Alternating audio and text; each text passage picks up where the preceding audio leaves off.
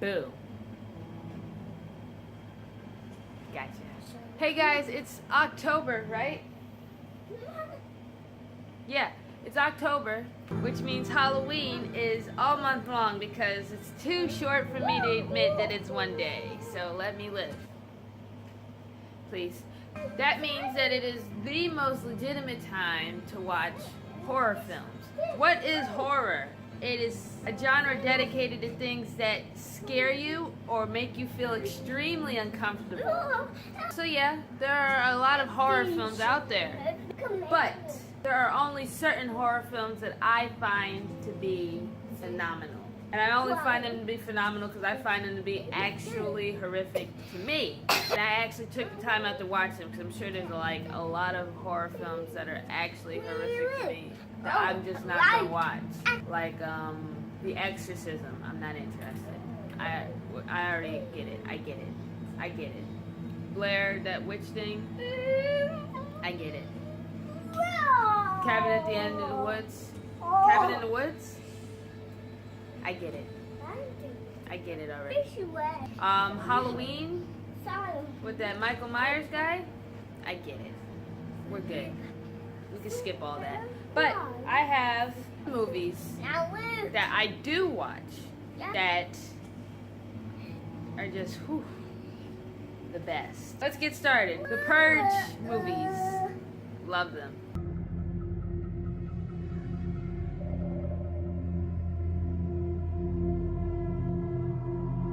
I like the Purge movies because they are really realistic in my opinion. Just because it's based off of society. Social Darwinism is a big thing.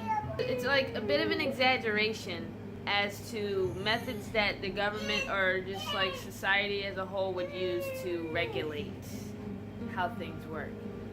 When I was in English class in the 12th grade, we had this one short story that we read. I think it was British literature, about this guy who thought a good way for population control would be to eat babies. That's what I think the Purge is like. It's like, here's a solution that's obviously not the solution, but we're gonna try it anyways.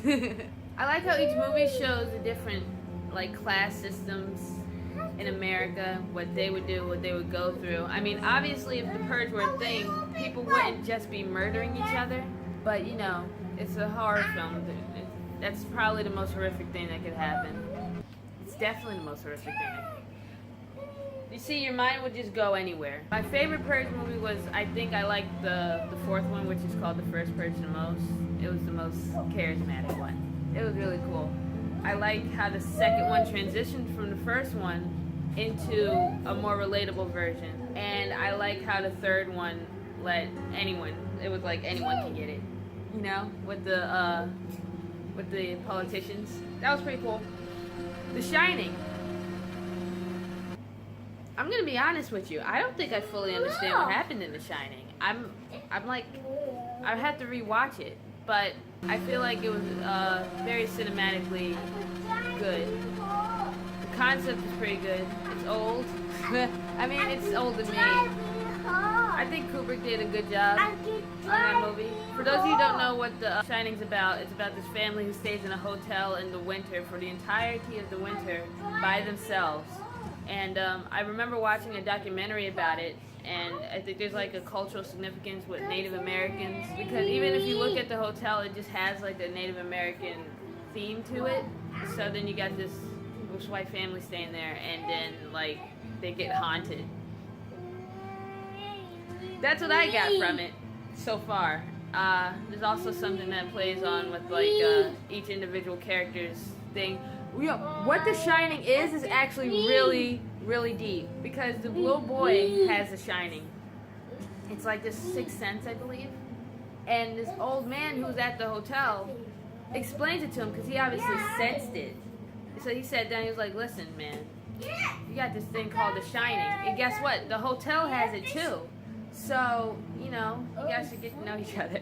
I can remember when I was a little boy, my grandmother and I could hold conversations entirely without ever opening our mouths.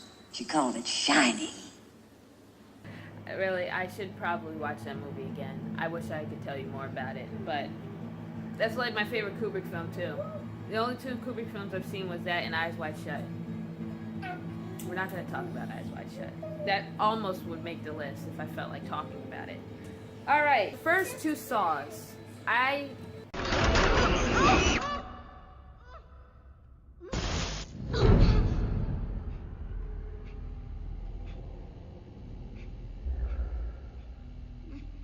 Plot twist was just amazing. Other than that, I don't really care. It's just, you know, that torment thing. I just don't. I don't like that. I like how the second one got creative with it after the first one. Because the first was kind of like very basic compared to like the rest of them. So I just like how they always have like a plot twist to them. I started watching the third Saw and I was just like, I get it. You know, like, I get it. I'm not that into that concept to keep watching them. Alright, let's move on. Orphan. Orphan was the first horror film I've ever seen. And yes, it was horrific. That plot twist was crazy too. It's just those things that you never think are gonna happen. And when it happens, it's just like, ew. Like, just ew. Like, gross. Like, wow. Orphan is about an orphan. I'm just gonna tell you what, like, an orphan gets adopted and, like, plots on the whole family. Oh, God. It's just not a good idea. Scream. Oh, man, I put Scream on here? Moving on. Next on our list is American Horror Story. That's a show. Right now it's on its 8th season. It had to make the list because that show's actually really good. I like American Horror Story because I like how they use the same cast and they all get new characters. I think that's really clever. I like how each season is different. Scariest seasons of American Horror Story is season 2 and season 6. Every time I watch those, I get nightmares. And at that point, I can't deny that was just that was spooky. Oh my gosh, season 2. But I also like how they have different levels of horror in each season. So they have like that horror that's not obviously real, and then they have like real life ones. So like in season 1, best example, they have ghosts in the house haunting the people who live there. And then they had this whole thing about a boy doing a school shooting. That's real horror. Mixed in with some, like, you know, not so entirely tangible horror. Literally tangible. My favorite season was season 3 because that was the least scary to me. It was actually just entertaining to watch. And Angela Bassett did a good job. So go ahead and check out American Horror Story. It's actually at this very moment on both Netflix and Hulu. So highly recommend. That might make the top of this list. Next up is Carrie. Carrie is... I don't know. Is Carrie scary to me?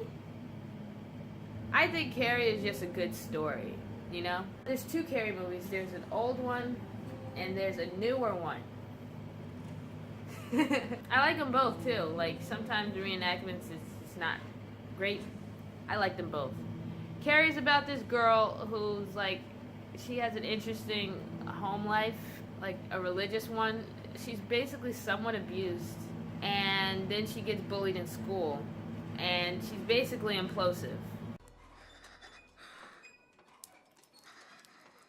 What the hell? But what she doesn't know is that she's, like, telekinetic. So that is just destined to be, like, it's destined to go wrong. Check out Carrie, both of them. Watch the first one, then watch the second one. Comment on the differences. It's really good to watch. Next up is Assassination Nation. That movie just came out, and I saw it. Let me tell you something. I go to the movies every once in a while, right? I don't think I've ever seen a movie in a movie theater, or just in general, that just shocks me. But I walked into the theater real cool like this, right? Yeah, I'm at the movies about to see this movie, Assassination Nation. I walked out of the movies like... what is wrong with the world? That movie was crazy. So, it's one of those stories that's like real to me. Like, could very much happen because people are that thrown off. It's about these girls in high school, living their normal high school lives, trying to figure themselves out like everyone else who's young. And then someone hacked everyone in town and put their personal, private lives out there for everyone to see. And boy, people went nuts. I think the story, like, I think the premise of the movie revolves more around what it's like to be a girl or a female or a woman in America, along with, like, being on social media. But it's still just like, ugh. I can't even tell you what happens. But it is a really good movie. Very good filming. Cast is good. They did a great job. They did a great job. That movie's really good if it weren't that, like, daunting for me. I will warn you though, it gets pretty graphic. So let's move on. Like I said, I could talk about these movies forever. So, next on our list is Nocturnal Animals. Technically not a horror film, but my God. Nocturnal Animals is about, how do I explain that? There's a guy who wrote a book to Amy Adams, but in the book, it kind of like looks like Amy Adams' character, so it's kind of assumed that whatever happened in the story was either real or very close to what actually happened. What happens is very just, first of all, they're kind of in the middle of nowhere on this road, and then these like white guys come and swoop in and just start harassing them, and then things just go like really downhill from there. It just leads to some deaths. That's about most of what makes it horrific, along with the fact that he's trying to get justice. It's like the father's trying to get justice for what happens, and then it's just like conniving stuff happening here and there. It's just cringy and just gross and just Answer me, you fucking bastard! That made my list. It's gross to me. I don't even want to think about it anymore. Moving on. Donnie Darko. I love Donnie Darko. My goodness, I love that movie so much. I don't even think it's horrific. The only thing that makes it horrific is the fact that there's like a bunny that comes and tells this teenage boy to commit a bunch of crimes, and no one really knows why until the end. And the best thing about the movie is you don't really understand exactly what happened. In fact, there's like entire websites trying to, with like several theories, like what in the world is happening in this movie. Why are you wearing that stupid man suit? I would love to talk about it. In fact, I might have to make a whole nother video about Donnie Darko. I love that movie. Last on my list, and it's last because it's the most ridiculous, is Hellions. There's this girl, I'm gonna tell you, there's this girl, a teenage girl, gets pregnant, right? And these little tiny children in masks, who I assume are like not alive, come and haunt her to get her baby.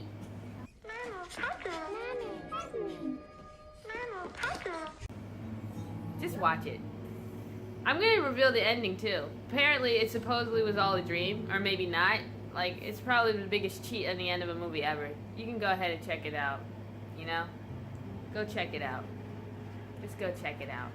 I saw it on Netflix. Maybe you can see it on Netflix too. And that is my list of horror films as of 2018. Maybe it'll get bigger. Most likely not. Maybe it will. Probably won't. I can't tell you. That's it for my list. I hope you liked it. If you did like it, give it a thumbs up.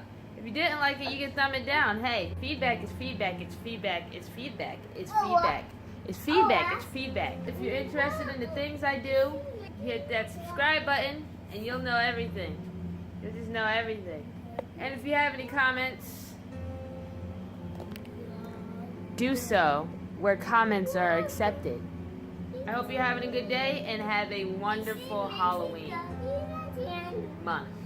I dedicate the whole month. The whole month is Halloween. Goodbye. What's up, you guys? I actually forgot to mention another movie. I cannot leave this out. It's Get Out. Get Out is a movie that is really, really, really, really good. I'm sure I said that about almost every movie I mentioned, but I went and saw Get Out in the movies. That was one of the other horror films I've actually seen, and I have to mention it because it's one of the most horrific movies ever. For those of you who don't know what Get Out's about, it's about a black guy who dates a white girl and a family wants to harvest his body and put their brain in his and be black. They're willing to go that far to do so. And they almost did it. Sink into the floor. Wait. Sink. It's just very suspenseful. I think that the part, like from the beginning of the movie up to when they knocked him out, was so tense. And then like the ending was tense too. The alternate ending was really sad. But I'm not going to talk too much about it, but it definitely makes the list. It's a really great film, monumental movie, like sparks conversation, and it also just changes the game big time. It's a big game changer. Okay, that's the last movie I want to mention. I'll see you guys later. Goodbye.